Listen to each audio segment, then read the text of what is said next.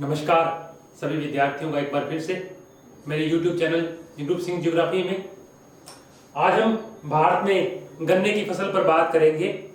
पहले कुछ दो तीन बातें गन्ने को लेकर हम उस पर चर्चा कर लेते हैं कि एक तो जो मेन मोटिव जो है कि गन्ने का क्षेत्र जो है 60 के बाद में दक्षिणी भारत की ओर खिसक रहा है। इसका क्या रीजन है, बड़ा मोटिव है क्योंकि उत्तरी भारत में जो है वो गन्ना उत्पादक क्षेत्र पहले उत्तर प्रदेश और बिहार है और भारत के लगभग 60% चीनी का उत्पादन भी यूपी और बिहार से ही होता है। परंतु धीरे धीरे 1960 के दशक के बाद ये गन्ना और का जो क्षेत्र है वो दक्षिणी भारत की ओर जा रहा है उत्तरी भारत से। एक तो इसका मेन मोटिव है कि उत्तरी भारत में जो शुष्क ऋतु है वो ज्यादा लंबी है और गन्ना जो है वो बहुत जल्दी सूख जाता है और उसमें सुक्रोज की मात्रा घटने लगती है। इसके विपरीत दक्षिणी भारत में समुद्री किनारे होने के कारण वहां आर्द्र जलवायु की स्थिति रहती है, इसलिए गन्ने की जो सुक्रोज की मात्रा है या वो जल्दी से सूखता नहीं है। इस कारण गन्ना दक्षिणी भारत की ओर खिसक रहा है। दूसरा, वहां की मिट्टी जो है दक्षिणी भारत की वो गन्ने के लिए काफी लाभदायक है, इसलिए वहां इसकी खेती अधिक होती है। वैसे सामान्य तौर पर गन्ना एक वर्षीय फसल में आता है और इसे जब एक बार काटा जाता है तो फिर ये 3 बार वापस से उस जगह पर उगता है, यानी उसी से गन्ने की जो है वो उगाई होती है। तो एक तो इसका ये बड़ा मोटिव है। दूसरा, गन्ने की जो इंडस्ट्री है जहां चीनी मिलें ज्यादातर लगी होती है वहां कुछ अन्य उद्योगों के लिए भी ये स्थापितकरण का काम करता है। जैसे कि मान लीजिए कि गन्ना उत्पादन क्षेत्र है, वहां कहीं चीनी बनाई जा रही है। चीनी बनने के बाद आप अगर 100 किलो गन्ना लेंगे तो उससे 9 से 12 किलो चीनी बनती है उत्तरी भारत में। अगर आप दक्षिणी भारत में देखेंगे तो 15 से 18 किलो के आसपास चीनी बनती है उससे। इसका मतलब ये है कि उत्तरी भारत में हम जो बात कर रहे थे कि गन्ने में मात्रा जल्दी जल्दी घट जाती है। एक बात की जिन एरियो में जहां ये चीनी बनाई जाती है वहां स्थानीयकरण का बड़ा महत्व है। वहां उद्योगों पर स्थानीयकरण का बिंदु कार्य करता है गन्ना उत्पादक क्षेत्रों के पास में, और सामान्य तौर पर चीनी की मिलों को गन्ने उत्पादक क्षेत्र के पास ही लगाया जाता है क्योंकि वो सूखने के बाद काफी दूरी पर लेके जाएंगे तो वो जल्दी सूख जाता है, उससे उतनी चीनी बन नहीं पाती है। इसलिए इसके साथ कागज व गत्ता उद्योग जो है इसके साथ स्थापित किया जाता है। जैसे वर्तमान में बायोगैस वाला उद्योग भी जो है वो इन्हीं के किनारे स्थापित किया जा रहा है। तो गन्ना 2-3 चीजों के लिए बड़ा फैक्टर जो है काम करता है। तो आज हम गन्ने की फसल पर बात करेंगे। पहले कुछ जलवायु दिशाओं पर बात करते हैं। तो गन्ना यानी शुगर कैन क्या है, गन्ने की फसल, और उसका मेन मोटिव क्या है।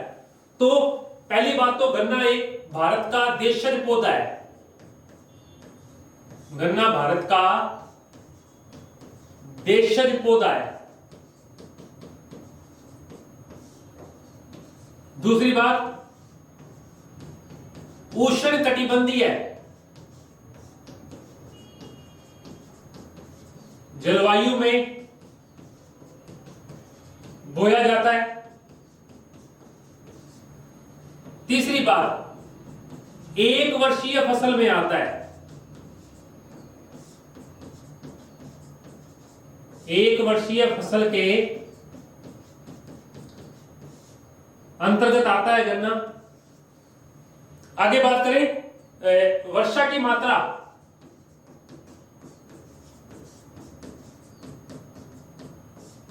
पचहत्तर से 120 सेंटीमीटर और तापमान 20 डिग्री सेंटीग्रेड से 27 डिग्री सेंटीग्रेड की आवश्यकता होती है गन्ने के लिए।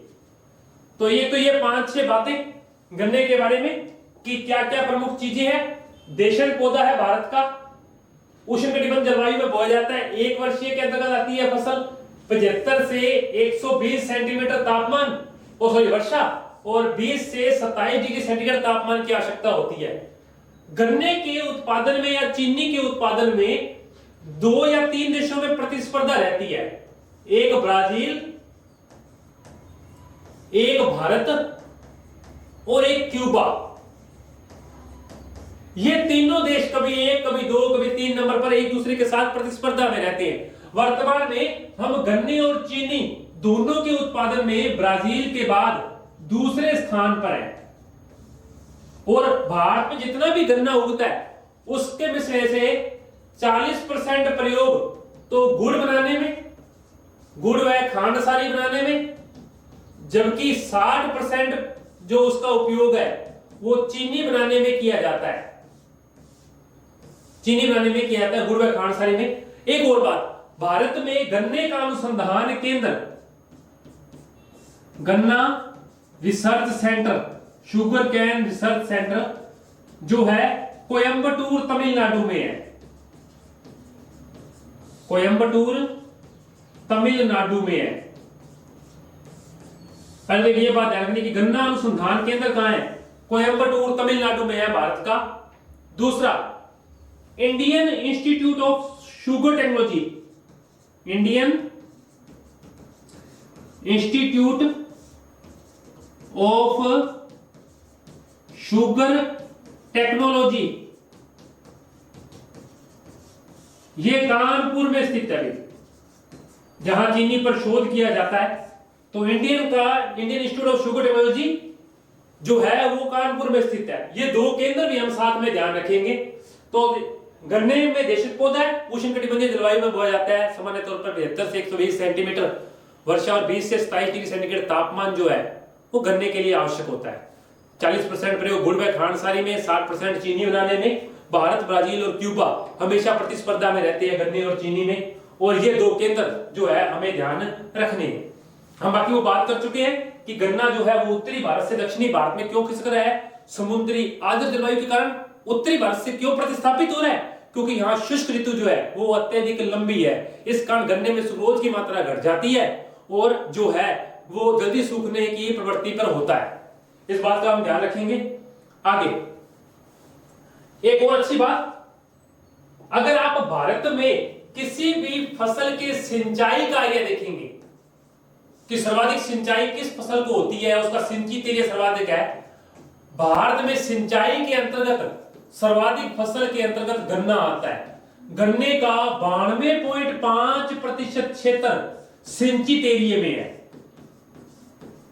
यानी जितना भी गन्ने का 100% एरिया है उसमें से 92% गन्ना जो है वो सिंचाई के माध्यम से बोया जा रहा है, जो किसी भी फसल के लिए सर्वाधिक है, जो किसी भी फसल के लिए सर्वाधिक है,